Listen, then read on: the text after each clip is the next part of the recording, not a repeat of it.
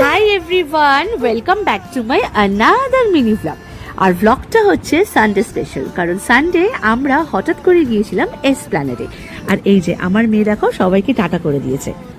তারপরে আর কি মেয়ে আর তার বাপি মিলে গাড়ি নিয়ে চলে এসেছে আমাকে নিতে। আর তারপরে এই যে পিসে মশাই এবং দাদা সকলে মিলে আমরা ময়দানে মানে গাড়ি রেখে তারপর সেখান থেকে মেট্রো করে চলে গিয়েছিলাম সোজা এসপ্ল্যানেডে। তারপরে স্প্ল্যানেডে নেমে আমরা সেখান থেকে চলে গিয়েছিলাম টুকটাক কিছু শপিং করতে। আর সেখানে শপিং মল ছিল অনেক, সেখানেও আমরা গিয়েছিলাম। আর আমাদের ড্রেসটা দেখো, আমরা তিনজনেই সেম সেম পরেছিলাম, একদম হোয়াইট আর ব্লু জিন্স দিয়ে।